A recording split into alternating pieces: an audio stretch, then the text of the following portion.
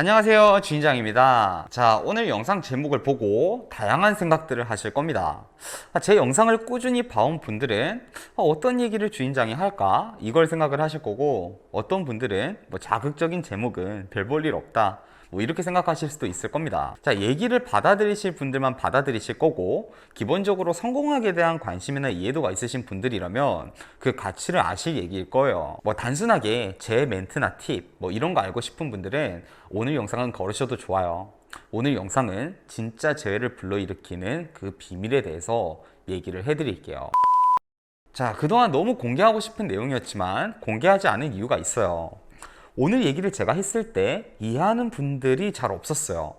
예전에는 이 재회에 대한 지식은 한정적이었으며 대부분 내담자분들은 재회는 이별 후에 즉시 해내야만 하는 단기적인 과정에 불과했지 장기적인 과정을 준비하는 내담자들은 거의 없었습니다.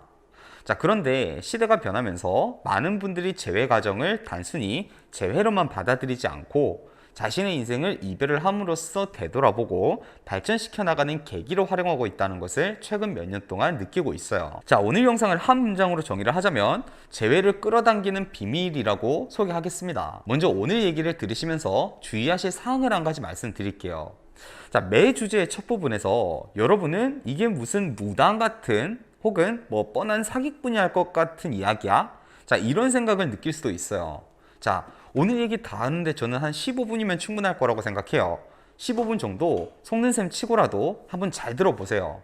사이비 같은 말들이 왜 효과를 볼 수 있는지 과학적인 이유들을 설명해 드릴 겁니다. 자, 오늘 영상은 여러분이 좀 더 제 말을 주의 깊게, 저를 처음 보는 분들도 제 영상을 좀 주의 깊게 들어달라는 의미에서 자랑을 한번 하고 갈게요. 자, 저는 매월 세 자릿수, 그것도 겨우 턱걸이가 아니라 5년 동안 한 번도 빠짐없이 매월 몇백 명 이상을 제외시킨 그런 사람이에요. 장담하건대 오늘 얘기가 여러분의 제외 결과가 바뀌는 얘기가 될 겁니다. 자, 제외의 사실을 믿어라. 자, 2000년대 중반부터 전 세계적인 히트를 쳤던 시크릿이라는 책을 한 20대가 넘는 분들이면 거의 추천 도서였던 것 같아요. 아마 지금 연령대가 20대에서 40대까지는 시크릿이라는 책 자체를 모르는 분들이 거의 없을 겁니다. 이 시크릿이라는 책에서는 끌어당김의 법칙을 설명하면서 내가 간절히 원하는 것이 현실이 된다라는 단편적으로만 들으면 사이비 종교 집단에서 할 법한 이야기들을 풀어낸 책이에요. 더군다나 한국에서는 이 박근혜 전 대통령이 간절히 바라면 우주의 기운이 나서서 도와준다라는 말이 좀 희화화가 되면서 더욱 이런 얘기들이 삼류 사이비 집단에서 할 법한 이야기로 치부되며 이 말 자체의 부정적인 이미지가 더 씌워진 느낌도 듭니다. 그런데 저는 개인적으로 이 법칙을 굉장히 많이 믿고 활용해요. 믿고 말 것도 없이 이 법칙을 이용해서 인생을 바꾼 장본인이 저라고 생각합니다. 저는 어린 시절부터 개인적으로 내가 일반적인 삶은 살지 않을 거야. 나는 정말 내가 잘하는 분야를 찾아서 자아실현을 하면서 살 거야. 자, 이런 생각이 강했고 인생에서 그래서 고난이 오는 시기도 있었지만 결과적으로 저는 제가 30대가 되기 전부터 많은 것들을 이루어낼 수 있었습니다. 요즘은 유튜브에 보면은 비즈니스에 관련된 유튜버 분들이 많아서 훨씬 대단하신 분들이 많다고 생각해요. 더불어 저는 제 라이프 스타일에 대해서 얘기할 생각은 전혀 없으니까 제발 이 말에 반감을 가지지 말아주세요. 오늘 주제를 설명하기 위해서 고민하고 고민해서 한 얘기입니다. 제가 친구들 중에서는 좀 가장 이른 나이로 제 집 마련을 하고 이런저런 것들을 좀 마련을 했었어요. 그때 이 주변인들이 저한테 소감을 물어봤을 때 사실 저 스스로한테는 별반 감흥이 큰 일은 아니었습니다. 왜냐면 어린 시절부터 저는 마치 이런 현실이 당연한 것처럼 현재 의식을 속여왔었고 그 기간이 10년 단위가 넘어가면서 제 잠재의식에서 항상 당연시해왔던 일이 현실로 일어난 것이기 때문입니다.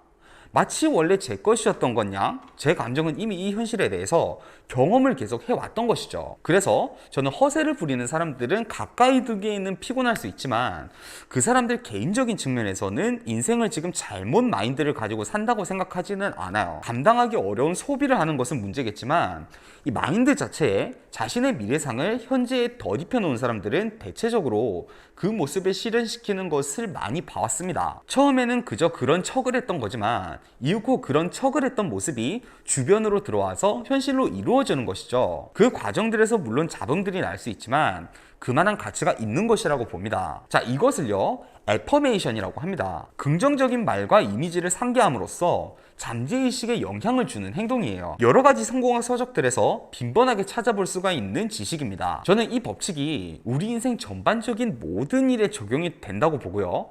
마찬가지로 인간관계, 특히 재회에도 적용된다는 사실을 압니다. 특히나 재회에서는 나는 이미 저 사람과 이 미래의 재회를 하기로 결정된 상태야. 그 사이에 적당한 준비를 하는 것이고 이 결과는 재회를 한다는 사실은 불변해. 이 애퍼메이션과 동시에 재회의 성공한 모습을 생생하게 상상하는 것이 효과적이에요. 자, 지금부터가 핵심이에요. 앞서 말했듯이 이런 방식은 우리가 어떠한 상상을 해보면서 그 감정을 선행으로 느껴보는 행위를 통해서 현실로 나타나게 하는 거거든요. 자, 이 과정에서 실질적으로 우주가 나서서 도와준다느니, 인간이 이해할 수 없는 운명론적인 일이 일어난다느니, 이런 말 따위를 하는 것이 아닙니다. 자, 이런 감정을 느끼면 우리는 재회를 하기 위한 동기부여를 생생하게 받아들이게 돼요.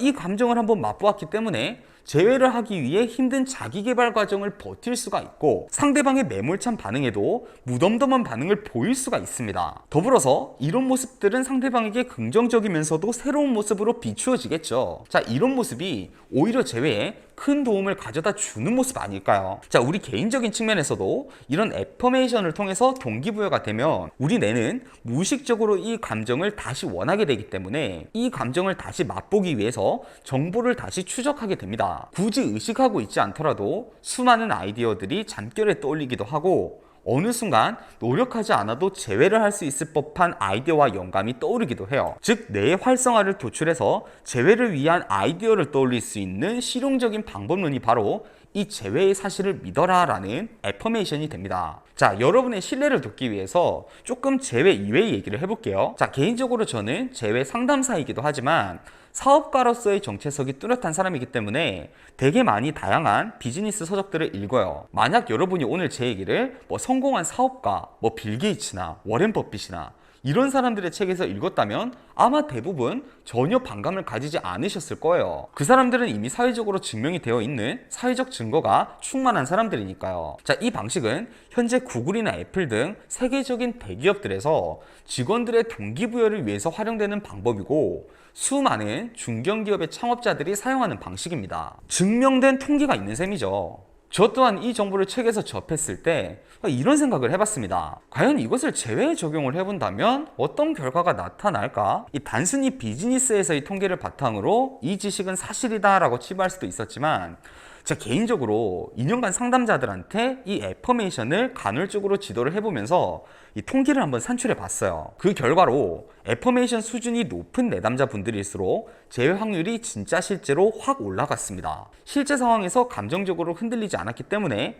의사 결정력이 높아졌고요. 상대방과 연락을 하거나 대면을 하게 되는 그 상황에서도 한결 여유롭고 매력적인 모습들을 보여주는 비중이 높았습니다. 자, 그렇지만 여전히 이렇게 얘기하시는 분들도 있을 거예요. 현재 내 상황이 절망적이기 때문에 마음대로 내가 그렇게 믿고 싶다고 그게 믿어지냐. 자, 다양한 애퍼메이션 방법이 있지만 아마 여러분들이 반문하실 수도 있기 때문에 간단히 얘기할게요. 내 잠재의식을요, 억지로 의도적으로 바꾸려는 노력을 하지 마세요. 특히 사람마다 언어에 강한 사람이 있고 이미지에 강한 사람들이 있어요. 그리고 대체로 언어보다는 이미지를 그리는 일이 더 수월합니다. 여러분은 단순히 그 사람과 재회한 미래를 상상한 뒤에 그냥 잊어버리시면 됩니다. 여기서 핵심적인 말은요, 잊어버리라는 거예요. 말 그대로 여러분이 재회를 했다는 뚜렷한 상상을 한 뒤에 머리에서 지워버리세요. 재회를 했다는 미래 사실을 시시각각 나 스스로를 속이려는 시도로 접근을 한다면 필연적으로 지금의 좌절스러운 현재와 비교를 하게 되겠죠. 아직도 재회를 못했네. 언제쯤 재회할 수 있을까? 이렇게 현실적으로만 의식이 집중되면요, 의식 역전이 이루어집니다. 내가 되새기는 말보다 당장 현실에서 느낄 좌절스러운 감정이 우선시 되기 때문에 과연 재회를 할 수 있을까? 상대방이 나랑 재회를 할 리가 없어. 이런 부정적인 현실에 집중하고 우리가 매몰될 수밖에 없는 거죠. 당연히 달성될 것이기 때문에 지금 현재가 어떻든 상관없어. 자, 이 말을 기억하세요. 자, 그리고 또 다른 팁인데 저는 재회를 지도하면서 가장 많이 느끼는 감정이 뭐냐면 내가 풀기 어려운 수학 문제를 받는 감정을 가장 많이 느껴요. 이 작은 상황들에서 어떻게 내가 문제를 해결해 나가야 할지 그걸 의사결정을 하는 게임이 바로 재회라고 생각합니다. 자, 근데 제 문제가 아니기 때문에 저는 항상 이 내담자분들이랑 소통을 해야 되고 어쩔 때는 안심도 시켜드려야 되고 이 문제를 해결해 드려야 되잖아요. 그때 저도 한 번씩은 막막한 상황들이 있어요. 아니죠. 한 번씩이 아니라 자주 있어요. 근데 그때 제가 사용하는 방법이 뭐냐면 이 작은 하나하나의 상황들에서 이미 문제가 해결된 것처럼 내담자분들한테 선언을 해버려요. 재회를 해나갈 때 다양한 문제들은 필연적으로 마주할 수밖에 없는데, 뭐 예를 들자면 나는 상대방에게 차단이 되어 있어. 상대방이 나한테 나쁜 고정관념이 있는 문제를 해결해야 해. 상대방이 지금 나 말고 새로운 이성에게 관심이 있어. 자, 이런 하나하나의 작은 상황들을 해결해 나가는 방법은요, 이 문제를 해결해버린 것처럼 선언을 해버리는 거예요. 주변에 여러분이 이별 상황을 공유할 수 있는 사람들한테 지금 이런 문제가 있었는데 걱정하지 않아도 될 것 같아. 이 문제를 해결할 방법을 찾았어. 이렇게 선언을 해버리세요. 이게 주변인한테 선언을 한다고 하지만 사실상 나 자신의 의식에다가 선언을 하는 거거든요. 문제 해결 방법이 없는데, 지금 아이디어가 없는데 대체 어떻게 선언을 해요? 자, 이런 반문을 하실 수도 있겠죠.